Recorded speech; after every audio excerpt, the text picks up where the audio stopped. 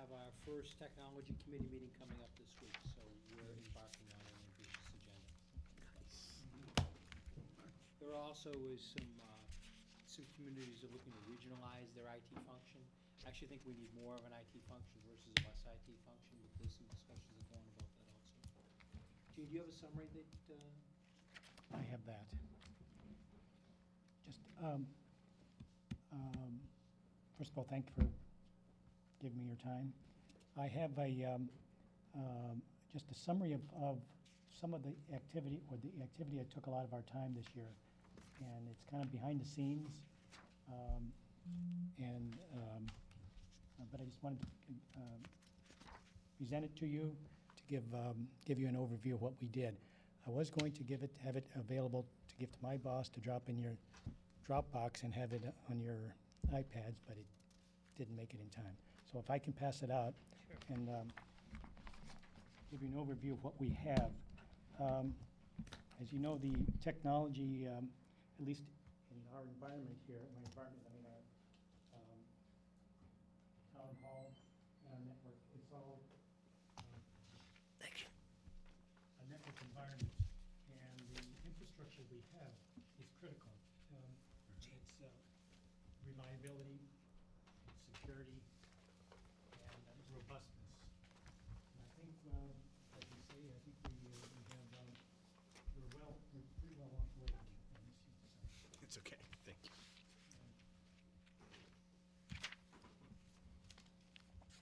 We're pretty well there. We have a wide area network now. First of all, in the past, we've upgraded our local network. It's all gigabit throughput. It's robust, secure for our local network here, and reliable. Secure, we could probably we're still working on cranking it, tightening it down a bit.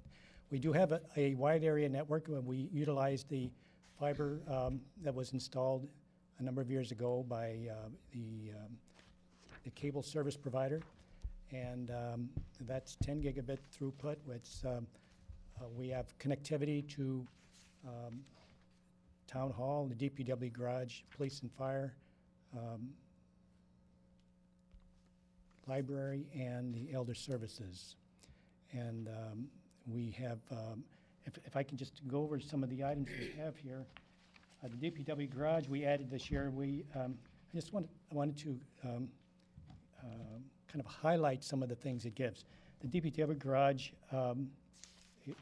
is communicating on this network now, and they're utilizing our internet connection, and they have the ability to utilize whatever network resources we have here or elsewhere on the network, looking into the future. I think that's something that the DPW is going to be growing in now. They have email and other forms of communication, internet communication on the network. And this is a secure network. We use a firewall that's, for those that may know, it's a sonic wall, NSA 4500. It has a lot of enhanced technology that gives us a lot of control over what traffic goes where, and so that we don't have people or users remotely bumping into our area, our space here, or somebody here bumping into the police or fire or the library or elder services. So it is a secure network. Also, we have the ability to, we're looking into doing a redundancy on our PBX systems. We have 2 PBXs, one at the PBX phone system at the police station and one here. And as a failover to utilize now our wide area network instead of going through the MPLS as is currently designed, which we've learned is flawed, because when a T1, when our connection goes down, our redundancy path goes down also, and that needs to be fixed, because we have issues with weather and reliability of our carrier, our telephone carrier service coming into Town Hall here. It has Where's to, the location of that defect? to the best of my knowledge, it's between our central office, which is on the corner of Central and Park Street, and here. And I think it's really on Route 28. There's a brook that runs underneath Route 28, right by Nick O'Brien's former place of business. And there's water coming out of there frequently whenever it gets rain. And the cabling there gets wet, and the system, and our side of the network here goes down. So it's very unreliable. And this is going to be a continuing thing until we address it. One way to do it is have the redundancy. Another one, and I was going to get into this, changing our carrier provider to using SIP trunking as a technology rather than the ISDN technology we have over our copper wires. Right now, we have all our service, even though it's digital, comes over years old, decades old copper wires, and that's where the weakness is, in my opinion, and it's not just my opinion. The underground infrastructure can be compromised with weather, water mainly. And looking into SIP trunking, which will utilize fiber optic connection here, and we have a dark fiber coming in now last fall from Verizon, and it's sitting here and it's ready to be used should we want to use it. There are some, I think that, in my opinion, that will give us a lot more reliability. The question remains is what the quality. There is an issue of latency and quality of service with voice, with the quality of the voice using SIP trunking. If that can be reasonably assured that we won't have a lot of delays, a lot of clipped conversations, because I think trading off reliability with that kind of service may not be received well by this board or the public, certainly not me. But that's what we're looking into that also. That would be a one-time, it would save us, it would be a one-time cost, probably around $12,000 to $15,000 for termination equipment to allow us to use that internet connection for our telephone service. But then the recurring costs will drop from about $720 to about $250 a month per PBX, per T1 line. So we're saving probably about $1,000 a month. So our break-even point is going to, I think I calculated it'd be around 2 years to get that returned. But it's the quality of service that we still are, we'd like to assure before we jump from the frying pan into the fire, so to speak. That was your question, I guess.